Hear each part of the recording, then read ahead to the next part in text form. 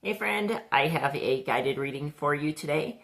Feel free as I'm talking to gaze at the cards, see if anything tickles your own intuition. Remember, some things are going to resonate more and some things are going to resonate less, but the important part is that you are growing. So let's go ahead and get started. Guiding our reading today, I have the Maiden. The Maiden is that renewed, fresh joy. She's born again every day. Her singing, her dancing, her laughter, her play really just brings enthusiasm to the world around her, really kind of lights up the room, lights up the environment. So being with this energy of the Maiden, you have stepped into some sort of a process or experience of renewal in yourself that, continues to feed into your joy, continues to feed into your prosperity and health every day. Now, we have the Ten of Pentacles starting out. So this is that abundance. This is the prosperity, the generational wealth, right? I'm seeing the family here. This fact that I'm seeing the family, when we're talking about the abundance and the prosperity, right? That generational wealth means that your blessedness, your experiences, your joys are something that you are sharing with others and that others are sharing with you. Now, maybe somebody is coming in to offer you some sort of a gift. Maybe there's this reconnection with your inner child, right? That Six of Cups being that reconnecting with the inner child, the I'm doing this for me so that way I can enjoy the things that I wanted to be able to enjoy, so I can have the experiences that I did not get to have before, right? This is that renewing and healing type of an energy. Sometimes this can be your ancestors as well, but whoever it is or however your experience is unfolding, this is for the benefit of your inner child. And the thing is, when you're just glowing and you're happy and you're joyful and you bring that renewed, refreshed energy to your life every day, you come into this Three of Wands. You become a lighthouse, attracting these ships in, right? The merchant here, he sees the vessels, they're coming in to take him away to the new land. Your experiences, your manifestation that you are drawing toward yourself comes in because of this light, because of this renewed joy, right? You are this lighthouse. Now, you're going through some changes in your life right now, right? We have death, okay? You are going through a major transformation out of one thing and into the next. And this isn't anything to be scared of, right? We got the butterfly here, which is that symbol of renewal when it, comes out of the cocoon. Death here is out in the forest. He's out in the middle of nature. And you know that the old experiences you have, that them rotting away and passing away feed and nurture the new things, right? We have that white rose on the flag, the unfolding, knowing that the passing of one thing means the renewal of another thing. And this helps to really open up your heart, right? We have the Ace of Cups. That is that heart awakening, that pouring of that nectar of life and love from within yourself, right? You're stepping into this understanding of the natural cycle of things passing and things coming, and you're able to really be in the moment. You're really able to be present. This opens up your heart so that way you can have an even more profound and connected and beautiful experience to share with others. And you're not in a hurry, right? We have the Knight of Pentacles. He's that one step at a time. The slow and steady wins the race. You are on the path, and you're on the path now. Like, you've proven it to yourself. You've seen evidence as you continue along. It's each day, you have a new experience or the new connections that you're forming with others. You don't have to go from A to Z instantly, right? You know that you can enjoy where you're at right now, and that's what you're doing with this Knight of Pentacles. And this enjoying where you're at, this sharing with those that you're currently sharing your experience with, comes to the Six of Pentacles, right? That would be that give and take, the charity, the receiving, the rebalancing of things, right? So maybe you have a creative idea, that you came up with one day, and then you share it with somebody else, and then they give you feedback, and this kind of goes back and forth, right? To where each of you benefits from this, to where you're kind of connected. Up next, I have, hold on, got to cover this for YouTube. We have the Lovers, okay? So this is the connection between the mind and the heart. You have actions you can take, that mental, side where you have a plan, you know how to create the things, you have the skills, right? Like if you get the inspiration from your heart that says, hey, I want to paint a painting of such and such, well, now the logical side, that mental side, is the side of you that knows how to do the thing, that knows how to create the painting, right? You know what paints you need, you know what kind of canvas, you know how to create the shapes and create the appearances of certain things, right? This connection that you are having, that mind and emotion connection, it also reflects in the connection that you're having with others, right? If you are somebody who's building up a community, really kind of trying to, get people together, for each other's benefit, that outer reflection of that connection there is going to reflect your inner connection between your mind and your heart, and there's that feedback that comes with it. And this is where you kind of come to a new way of looking at things, right?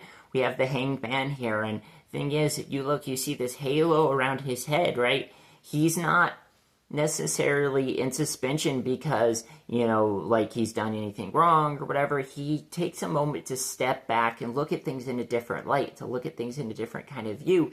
And you can do that now. You have the ability to look at any of the situations you're experiencing and reframe them in such a way that really kind of works with what you're trying to create, right?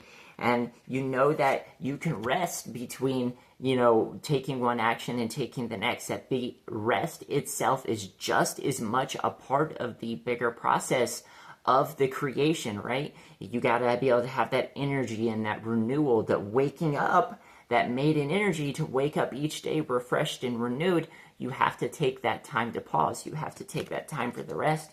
And like I said, this is the key. This is the key to your magic. We have the magician up next, okay? So with the magician, you realize that, your rest, that's a tool, right? Your emotions, that's a tool. Your mind, your energy, your actions, these are all tools.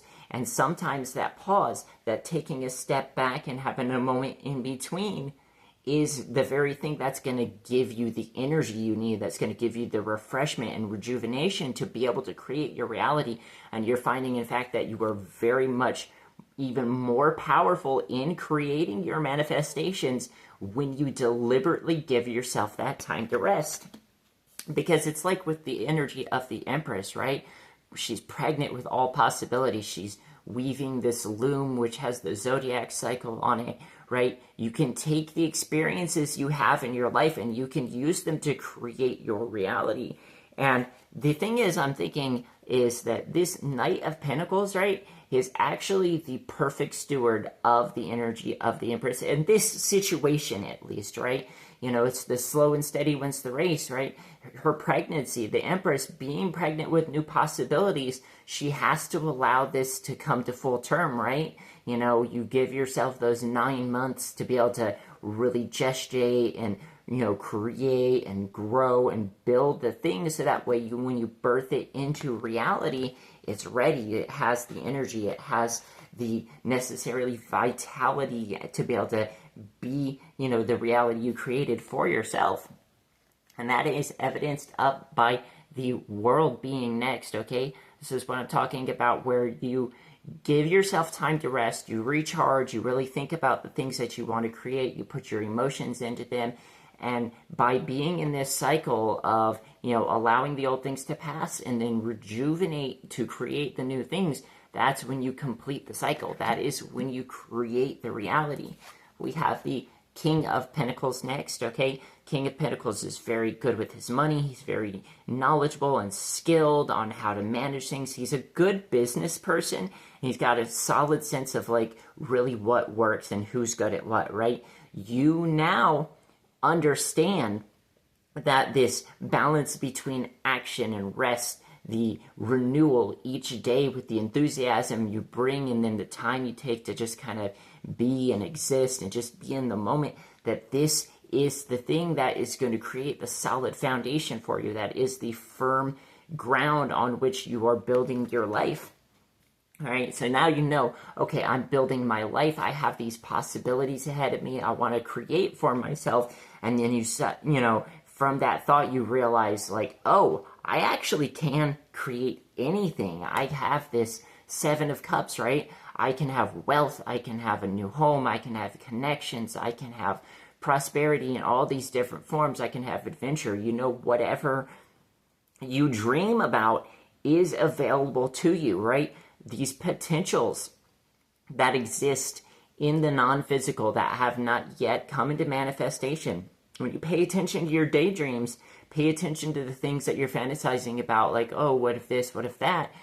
Those are, in fact, clues from your intuition about what are things that are available to you, what things are possible for you, and then you can choose from amongst those things, and you say, okay, I'm selecting this thing. I'm selecting this particular structure, this particular way of doing things, right? We have that Ace of Pentacles, that brand new start, the foundation, right? You've realized that what you put your attention toward, your energy, your joy, your emotions, your actions, when you're in this natural cycle of resting and renewing, put that energy into the thing, and then you can make it real. You can really take that possibility and bring it into physical reality. The Six of Wands being that celebration, that return, home where everybody's celebrating and seeing, right? So you can take the thing that you daydreamed and you can take the practical action,